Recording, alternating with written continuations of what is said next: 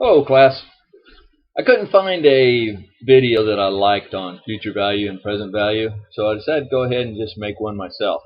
Now, if it's confusing at all, if you got any questions, feel free to email me or call me. Alright, so let's just talk about present value and future value. And that is a dollar today worth the same amount as a dollar a year from now? No, because you could take that dollar today and put it in a savings account, and a year from now you might have $1.05 as opposed to just a dollar. So the dollar today is worth more. And so, there's different times in our lives or in business where we have to figure out what's the trade-off financially. There's always going to be a trade-off as far as your wants and desires, but we're going to look at things financially. And so we're going to try to find out X amount of dollars today versus X amount of dollars later, or if I put so much money today and save it at this percent interest, how much am I going to have 10 years from now? Things like that. So let's just first look at what's in the book. So definitely have your book out. Let's look at page 33. That's where it starts talking about the time value of money, which is what we are talking about. The value of money over time. That's time value of money. And the explanation here is really pretty good. It goes from 33 to 39. And if you look at page 34, just want to show you some of the format that they use here in the book. You see they have a couple of sample problems, and then at the bottom of the page there's going to be how you figure it out. Now there's always three ways that you can use to calculate either the present value or future value. If you look at that chart on the bottom, you see the first one they show is using the formulas. The formulas are really pretty easy to use, but there are even easier ways. So if you want to use the formulas, go ahead and do that. The second way that they show in that chart below is using tables. That's what I'm going to recommend. That's what I use. That's the easiest way. The third way on the right is how you can do it using your financial calculator, which that's pretty simple too. That's a good way to do it because you don't have to worry about carrying around tables if you always have your financial calculator with you. Alright, so if you go through those pages, you can see, it'll explain how to calculate both the present value and the future value, and the examples it gives, the sample problems, really put it into perspective for you so you can see when you'd use it, why you'd use it, how you'd use it, etc. Okay, so let's go ahead and go to page 40. You can see there that's a nice summary of time value of money. And then starting on 41 through 44 are four tables that I think are very valuable. I like to use them. And what we'll do now is go through and I'll give you some examples of when you would use it, why you would use it, and how you use it. So let's just give a hypothetical example to start with. Let's say we have a really nice grandma, and she gives us $5,000. Now, my first instinct is, hey, what can I buy with $5,000? Well, and then there's another part in your head says, yeah, Bob, you better hold off. Maybe you ought to save some of this money because there's some bigger things you want down the road. I go, okay. I'll tell you what, I'll spend $1,000 today, really enjoy this gift my grandma gave me, and then save $4,000, and let's see how much it'll build up. So we're going to go ahead and spend that $1,000, whatever you want to spend it on, and we're going to save the $4,000. All right.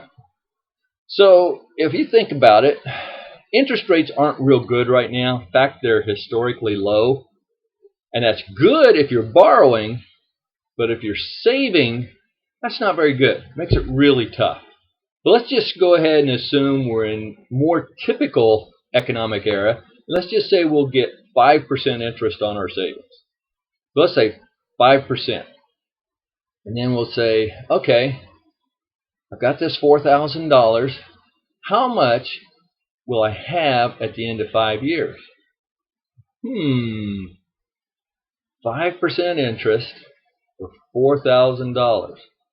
5% times 4,000 is $200. Okay, I'll get $200 a year. So I'll have 4,000 to start with, and then 5 years of 200. That gives me, 5 times 200 is 1,000. So I'll have 4,000 plus 1,000. So I must have 5,000 at the end of 5 years. That's not quite right, because at the end of the first year, you'll have that 200, so 4,200. But the second year, you get interest on that extra 200 also. That's what's called compounding. So you get interest on your interest each successive year. And so that's what they call the power of compounding. So let's look at the chart on page 41. It's 1A. And let's look. Let's find 5% at the top, the 5% column. All right. Everybody do that. As you can see, we've got a lot of different periods down the left-hand side.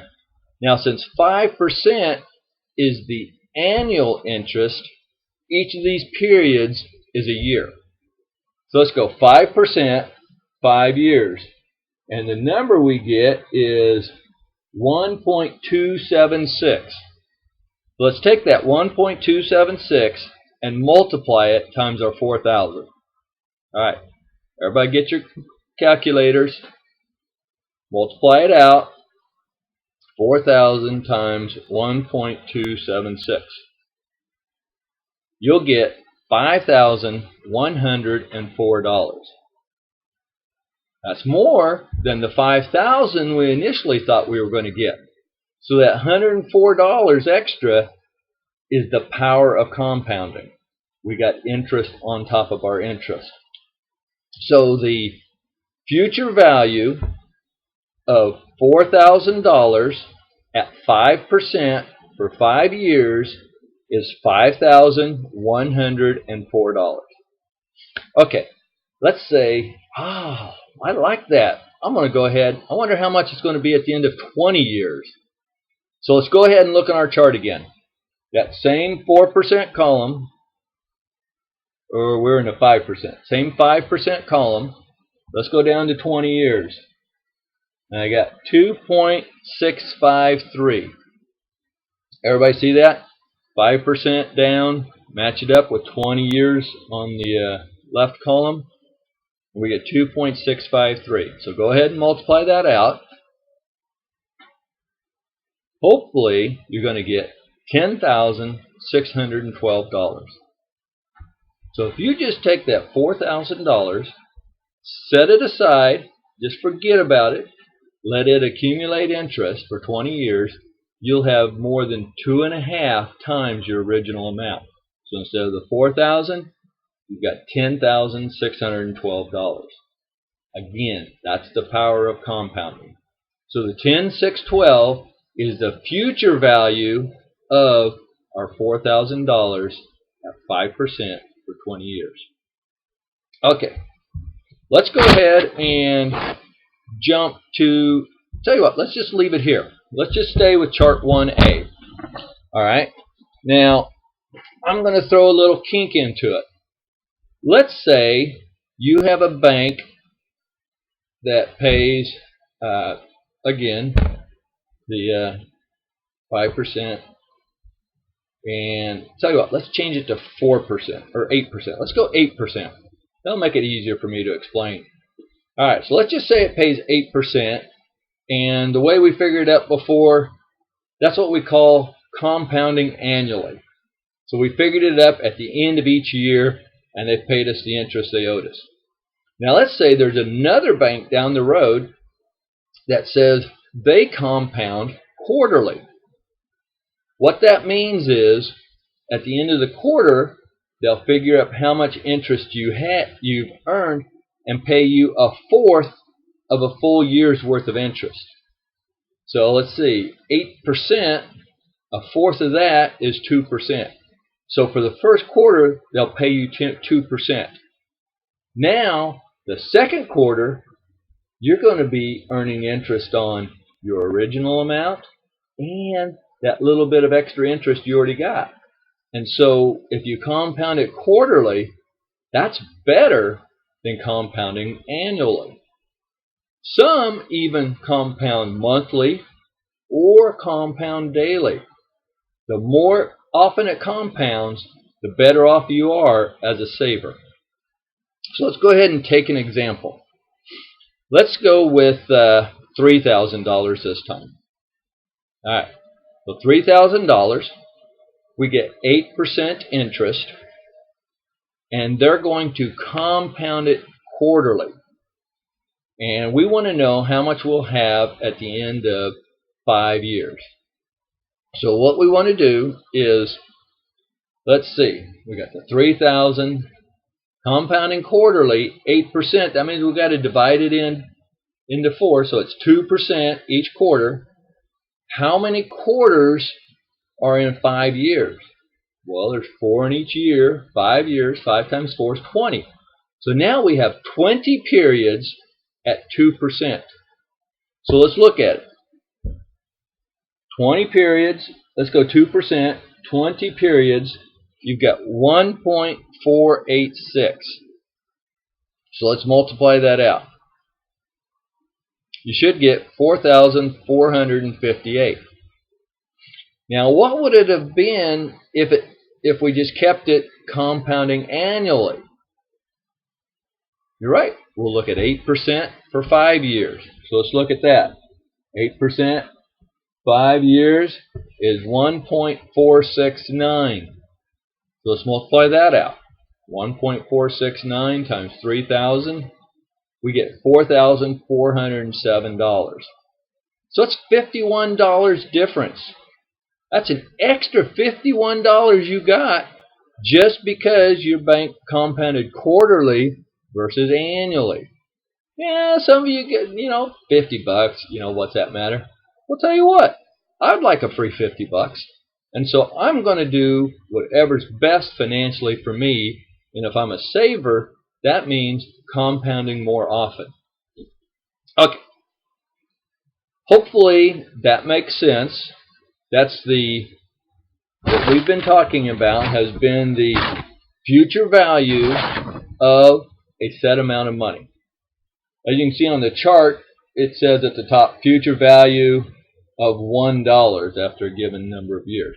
Well, that's why we multiply it by our 4,000 or 3,000, whatever amount we're using as our example. So, all right, so that's Exhibit 1A. Let's now hop over and look at Chart 1C. Okay, so let me give you another hypothetical example. All right, you and your spouse have a brand new baby, and the two of you talk about it, and try to figure out how much money you want to have for your child's college education. And you think about it, you go, well, really can't know exactly how much it's going to be. Yeah, it'd be nice to save $100,000. That way they can go to a college with $25,000 a year. But, let's be more practical. If our child wants to go to a college like that, well, then they better work hard and get some scholarships to supplement what we can save. And so let's look at let's just say $20,000. So your newborn, you want, say, 18 years from now, you want to have $20,000. Okay, $20,000 18 years from now. That sounds pretty good, but how much do I need to save today to get me to that $20,000? So what we're going to do, Chart 1C tells us the present value of a certain amount in a future year. So we want to know what the present value of that $20,000 is today. That way we can put it in the bank, let it sit for the 18 years till our child's 18. All right. So Let's assume in this example that we're going to get 6% interest. And like I said, 18 years. So let's just look on the chart. 6%, go down to 18, and it's 0.350. So let's multiply that. 20,000 times 0.350, and hopefully you get $7,000. $7,000 is what you need to put into a savings account today if you get 6% interest to have that $20,000 when your baby turns 18. So we're going to take a quick break. I figured 15-16 minutes for a video is a good amount of time. Let's take a break. I'll start a new video to talk about series of payments, either received or paid. That'll be the charts 1B and 1D. So I'll give you a second video.